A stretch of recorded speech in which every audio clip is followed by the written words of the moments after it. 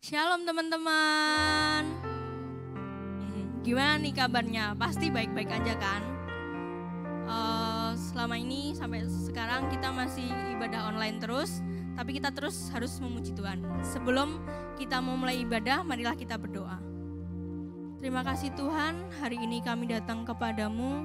Kami mau bersyukur atas apa yang telah Tuhan berikan dan apa yang Tuhan izinkan bagi kehidupan kami sampai hari ini. Tuhan, sebentar kami akan memulai ibadah kami hendak memuji dan memuliakan nama-Mu. Berikan kelancaran, terima kasih Tuhan, dalam nama Tuhan Yesus, haleluya, amin. Siap memuji Tuhan ya teman-teman, mari kita angkat satu pujian.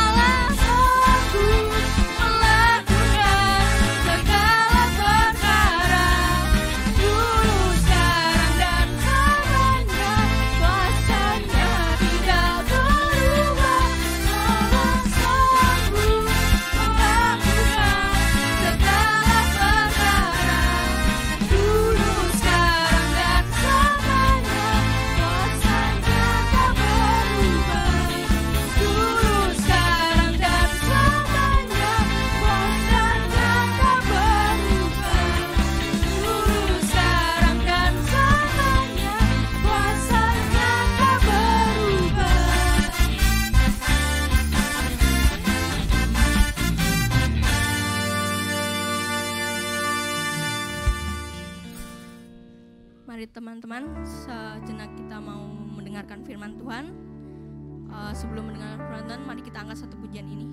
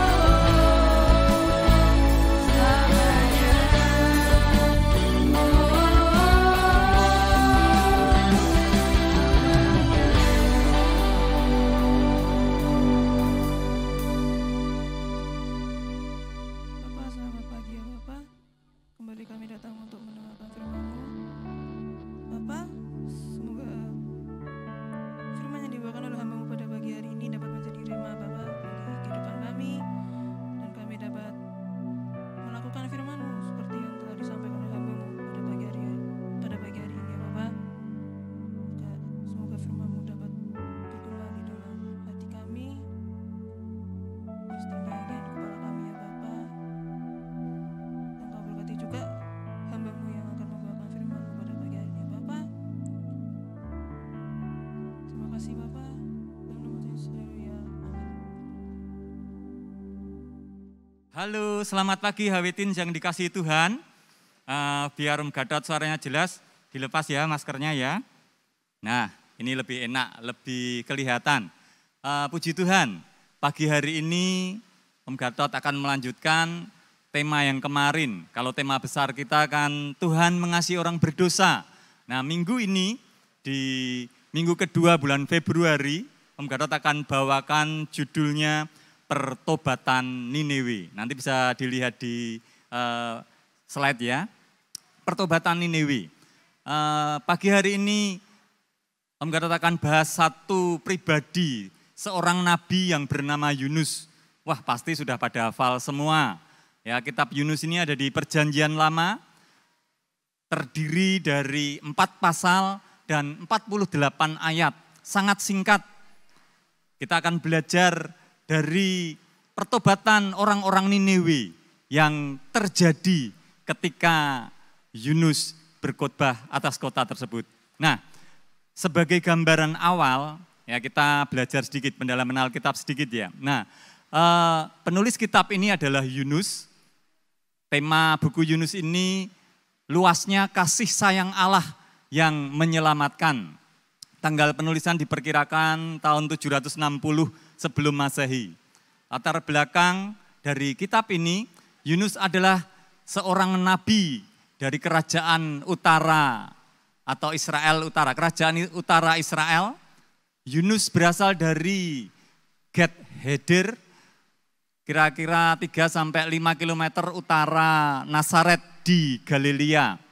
Yunus ini melayani sesudah Nabi Elisa dan bersamaan dengan masa pelayanan Amos dan diikuti oleh pelayanan Nabi Hosea. Yunus berarti merpati atau diperkenalkan sebagai putra Allah di pasal 1 ayat 1. Yunus melayani pada saat atau pada masa Raja Yerobeam II di Israel. Yunus adalah nabi yang diutus ke kota Niniwe dan terjadi pada masa pemerintahan salah seorang dari 2 raja Asyur, yaitu Ade Nirat dan Asyuradan. Yunus diutus menyampaikan pekabaran ke kota Niniwe yang terletak sekitar 800 km timur laut Galilea. Jarak yang cukup jauh, saat itu belum ada pesawat. Kira-kira kalau jalan butuh berapa hari atau berapa bulan. Dan kenapa Yunus ini pertama kali enggan atau menolak akan perintah Tuhan? Kita lihat dulu lagi pendahuluan yang ada di slide berikutnya. Nah, Yunus ini dikenal dengan nabi yang tidak menurut karena di pasal yang pertama dikatakan Yunus mengingkari panggilan Tuhan. Nah, Niniwe secara sejarah adalah salah satu dari 3 kota besar di Asyur. Kekejaman Asyur atau Niniwe ini sudah terkenal, bahkan di kitab Nahum pasal 3 ayat 1 dikatakan Niniwe sebagai kota berdarah, penuh dusta dan perampasan. Kalau disebutkan kekejamannya ngeri. Ya, ada pembunuhan terjadi, ada pengelupasan kulit terjadi dan macam-macam. Makanya mungkin yang membuat Yunus ini tidak mau masuk ke kota Niniwe, salah satu mungkin dia merasa takut. Dan dia juga enggak ingin, orang Niniwe ini kan musuhnya bangsa Israel, biar saja dia berdosa dan dihukum seluruh kotanya, seluruh penduduknya, seluruh rakyatnya. Nah, tetapi Allah punya rencana yang berbeda atas kota Niniwe. Di slide selanjutnya, masih di pendahuluan, biar kita sedikit mengenal tentang kitab Yunus ini, tentang kota Niniwe dan beberapa hal yang perlu kita ketahui di sana. Nah, Om Gadot akan bahas yang di kalimat di bawah itu saja. Ya, dokumen purbakala mengatakan bahwa kota Niniwe ini dikatakan kira-kira 90 km persegi. 3 hari perjalanan jauhnya. Om Gadot sempat lihat di Google, kalau Jogja ini hanya sekitar 32 km persegi. Kira-kira besarnya 3 kali kota Yogyakarta. Saya rasa cukup ada satu slide lagi tentang konteks sejarah yang kita bisa lihat di tampilan yang ada. Khotbah Yunus di Niniwe terjadi sekitar pada masa tadi Raja Asyur tadi. Kita sangat hafal dan di slide berikut ringkasan dari kitab Yunus. Yang pertama, ketika Yunus diperintahkan Tuhan untuk memberitakan kabar keselamatan, dia malah menolak. Perginya kemana? Ke Tarsis. Nah, ini adalah kota yang tempatnya berlawanan dengan Niniwe. Yunus pengen pergi sejauh-jauhnya, tetapi sebelum sampai ke Tarsis, baru di tengah laut terjadi badai yang begitu besar. Terus ada undian Yunus diundi, Yunus yang kena undi dan dia harus dibuang ke laut. Lalu ada ikan besar yang menelannya, lalu ikan memuntahkannya, lalu Yunus mengabarkan kabar keselamatan kepada Niniwe dan diselamatkan. Ini gambaran besarnya yang ada di dalam kitab Yunus. Yuk kita akan belajar tentang ayat hafalan kita terlebih dahulu. Kita akan baca bersama-sama di Yunus pasal 2 ayat yang ke-9. Yunus pasal 2 ayat 9 kita baca bersama-sama ya. 1, 2, 3. Tetapi aku dengan ucapan syukur akan kupersembahkan korban kepadamu. Apa yang kunasarkan akan kubayar, keselamatan adalah dari Tuhan. Sekali lagi ya, Yunus 2 ayat yang 9. Tetapi aku dengan ucapan syukur akan kupersembahkan korban kepadamu, apa yang kunasarkan akan kubayar. Keselamatan adalah dari Tuhan. Di slide berikut kita akan belajar tentang 3 topik ini. Ketika Tuhan mengasihi orang berdosa, sepanjang bulan ini kita akan bahas tema ini. Apa saja sih langkah-langkahnya di pelajaran kita pada pagi hari ini? Ya, Om Gatot akan bagikan. Ketika kita mau yang pertama, ya Om Gatot sengaja beri warna-warni seperti di lampu merah. Merah, kuning, hijau. Ya. Yang pertama adalah bertobat. Siapa saja yang bertobat ketika disebutkan di kitab Yunus ini. Yang bertobat di sana dikatakan ada pedagang yang ikut bersama-sama di dalam kapal. Tentunya juga ada pelaut. Terus penduduk kota Niniwe dan yang terakhir Yunus sendiri yang perlu bertobat ternyata. Jadi hal yang pertama adalah adanya pertobatan. Bertobat. Yang kedua, setelah bertobat akan terjadi mujizat. Apa saja mujizat yang terjadi yang dibahas di kitab Yunus ini? Ada banyak hal. Yang pertama, atas binatang itu ada ikan yang menelan Yunus hidup-hidup selama 3 hari 3 malam. Lalu Yunus dimuntahkan tetap juga masih hidup. Yang kedua, ada dibahas di pasal yang keempat itu adanya ulat yang atas penentuan Tuhan, atas perintah Tuhan. Ada ulat yang bisa menghabiskan seluruh pohon yang ada, yang tumbuh ketika Yunus sedang berteduh. Yang berikutnya lagi ada mujizat atas pohon tadi ya, tumbuhnya itu sehari. Pohon jarak tumbuh sehari, langsung besar, tetapi sama Tuhan terus langsung dikirimkan ulat, dihabiskan juga. Yunus jadi marah karena hal tersebut. Nah, ada mujizat lagi yang terjadi atas yang berikutnya atas manusia. Ya, atas manusia, atas lautan dan angin. Tuhan menjadi merupakan penguasa atas semua. Tuhan berdaulat atas semua. Tadi binatang, tanaman, alam, yaitu angin dan laut. Ketika laut bergelora, Tuhan bisa membuat itu laut begitu ganasnya. Tetapi ketika Yunus sudah dilemparkan ke laut, laut dengan sekejap menjadi tenang. Terus ada angin timur yang sangat panas yang membuat kepala Yunus kepanasan sehingga dia marah kepada Tuhan. Dan yang terakhir terjadi mujizat atas manusia. Syaratnya adalah ketika mereka percaya, ketika mereka menanggapi firman Tuhan, terjadi mujizat yang luar biasa atas kota Niniwe, atas penduduk kota Niniwe. Nah, kalau yang pertama ada pertobatan, yang kedua mujizat-mujizat yang sudah kita lihat, dan yang ketiga ada keselamatan yang Tuhan berikan buat setiap kita. Kita akan lanjut lagi ke slide berikutnya. Di dalam 4 pasal tadi ada 4 ayat yang kata-katanya sama. Biasanya kalau ada sesuatu pengulangan bahkan lebih dari 2 kali, di sini ada 4 kali, Tuhan pengen menyampaikan sesuatu buat semua kita, buat remaja yang dikasihi oleh Tuhan. Di situ dikatakan atas penentuan Tuhan, God's provide. Tuhan menyiapkan, Tuhan menyediakan. Disebut di dalam Yunus 1 ayat 17, ketika ada ikan besar yang akan menelan Yunus atas penentuan Tuhan. Di Yunus 4 pasal 6, atas penentuan Tuhan tumbuh pohon jarak dalam 1 hari. Di Yunus 4 ayat 7, atas penentuan Tuhan Allah, ulat menggerek pohon itu hingga habis. Di Yunus 4 ayat 8, atas penentuan Allah bertiup angin timur. Atas penentuan Tuhan. Tuhan punya cara buat setiap kita. Tuhan pengen setiap kita yang mungkin hari-hari ini mulai kendor imannya, mulai kendor akan kesetiaannya. Om, gak bisa ibadah offline nih. Oh, gak bisa ibadah di ketemu muka dengan muka, bisanya online. Kalau sempat ya Om nanti lihatnya. Atau kita punya kerinduan, setiap jam yang sudah ditentukan, jam 8 pagi, kita mulai sama-sama memuji dengan WL yang ada walaupun secara online. Kita sama-sama mendengarkan firman dan mau menjadi pelaku atasnya.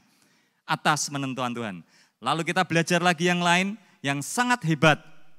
Ya, di Yunus 3 pasal 4 dikatakan di situ, mulailah Yunus masuk ke dalam kota itu sehari perjalanan jauhnya, lalu berseru.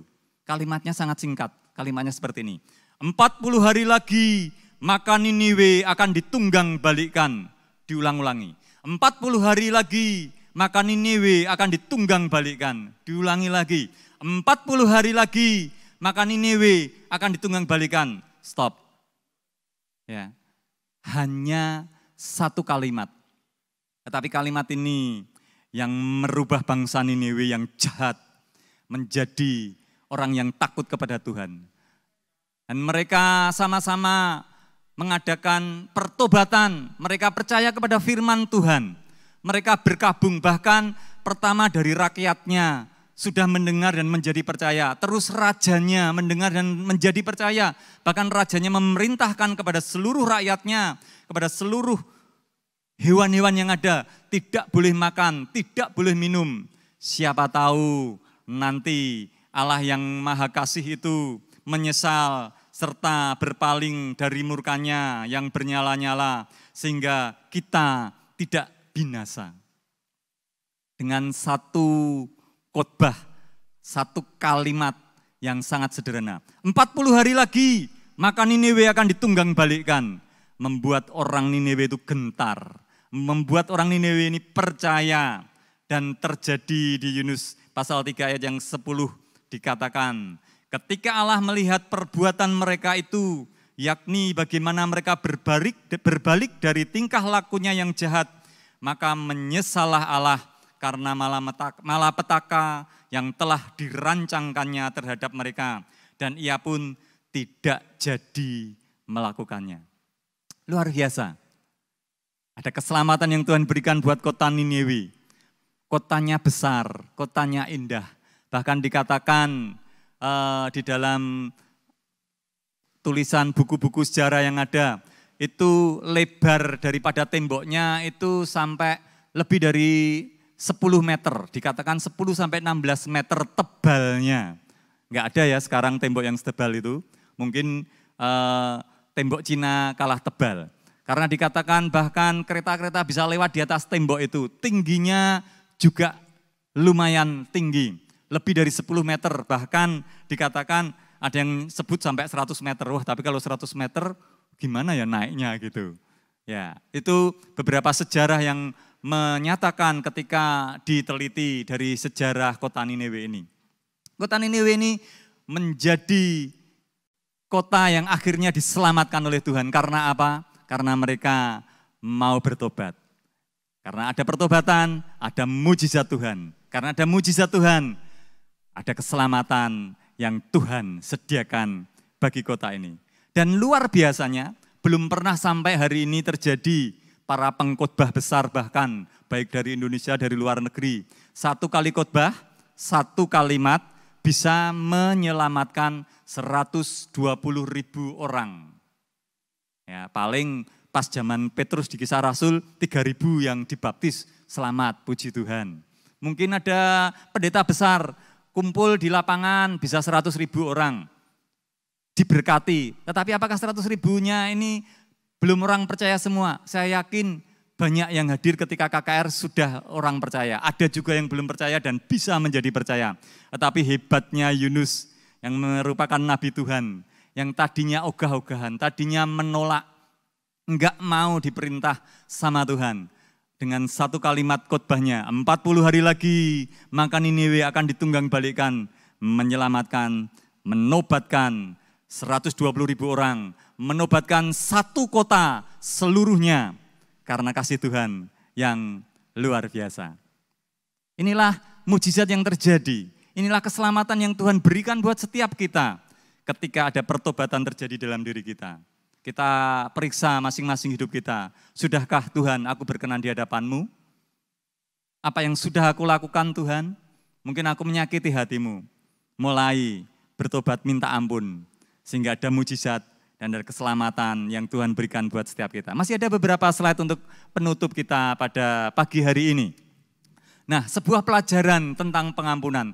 Tadinya Yunus ini enggak mau bangsa Niniwe diselamatkan. Karena apa? Bangsa Niniwe ini kejam, bangsa Niniwe ini musuhnya Israel. Buat apa saya berkhotbah ke Niniwe? Buat apa bangsa ini diampuni? Itu kan pikirannya Yunus. Tetapi Tuhan punya cara pandang yang beda. Kedaulatan Tuhan, ketika tadi dikatakan Tuhan menyesal atas rencananya menghancurkan kota itu. Loh, Tuhan kok bisa menyesal ya? Apakah dia enggak maha tahu? Apakah dia enggak ngerti nanti Niniwe pasti bertobat? Itulah arti kedaulatan Tuhan. Tuhan berkuasa atas segala hal, segala ciptaannya. Tadi Om Gadot sebutkan atas pohon, atas binatang, atas alam, atas manusia. Tuhan berdaulat atas segalanya. Dan Tuhan tidak jadi menghukum kota Niniwe karena apa? Mereka mau bertobat, mereka mau mendengarkan firman Tuhan. Mereka menanggapi pesan satu kalimat daripada Yunus. 40 hari lagi maka Niniwe akan ditunggang balikkan. Ingat enggak, beberapa tahun yang lalu sempat di gereja kita pas Natal ada drama tentang Yunus ini. Cukup memberkati dan luar biasa. Di drama itu dikatakan persis daripada kitab ini. Pertobatan Niniwe terjadi ketika mereka mau bertobat dan keselamatan terjadi atas Niniwe karena pertobatan mereka. Di slide berikutnya. Nah, di hadapan di gambar ini ya yang kita lihat, Yunus setelah dia memberitakan tadi khotbahnya yang sederhana tadi, terus dia pergi nyingkir di sebelah timur kota itu sambil lihat kira-kira Tuhan jadi hukum enggak ya gitu. Kira-kira akan dihanguskan enggak ya, akan dibinasakan enggak ya kota itu. Yunus istirahat di sebelah timur dari kota Niniwe. Dan di situ tadi dikatakan atas penentuan Tuhan muncullah sebatang atau sebuah pohon jarak yang sehari langsung besar, langsung bisa nutupi Yunus, bisa buat berteduh. Yunus senang. Tetapi di hari berikutnya atas penentuan Tuhan juga, Tuhan kirimkan ulat lalu menghabiskan pohon jarak itu dan Yunus jadi marah.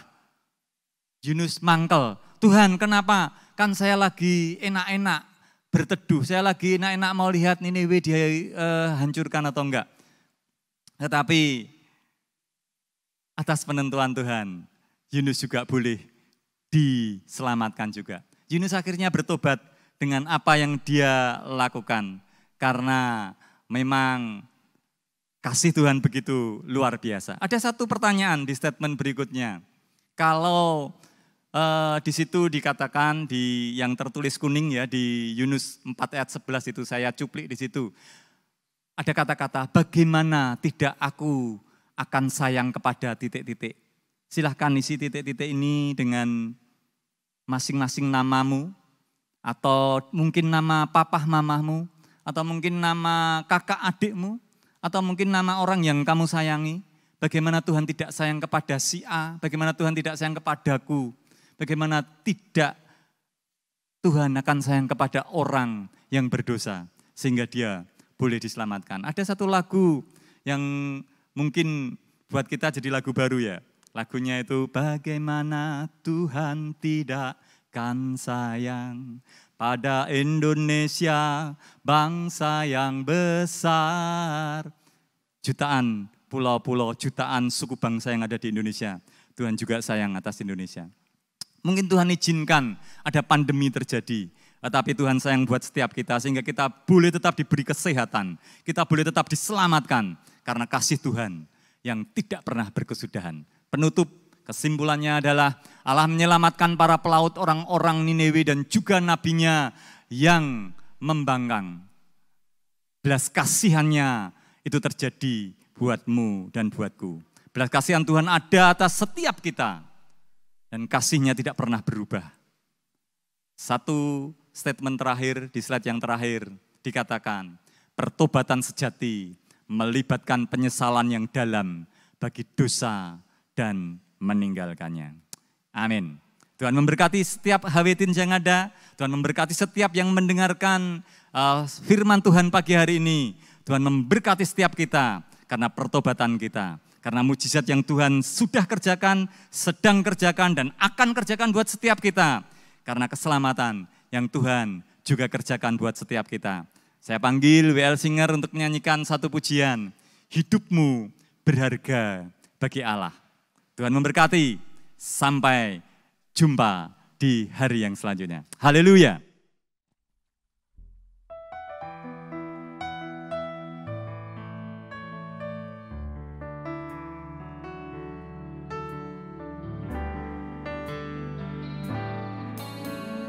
Hidupmu berharga bagi Allah,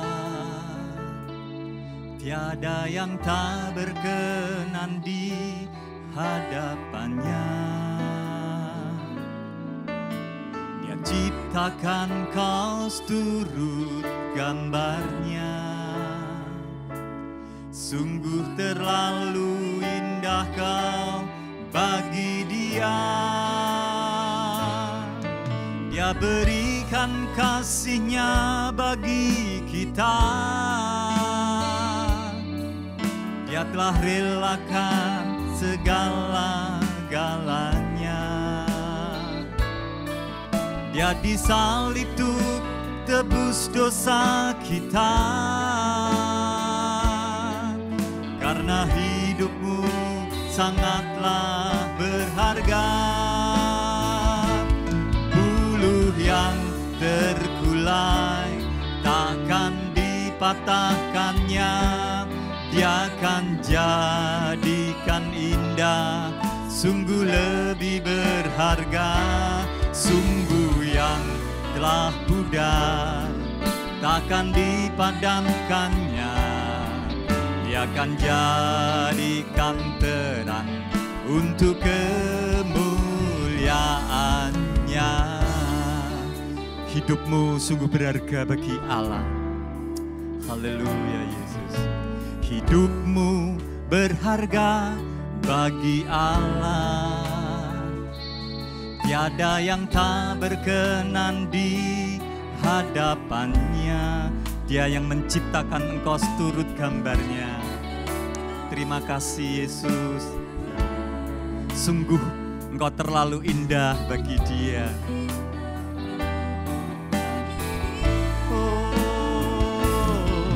Dia berikan kasih-Nya bagi kita.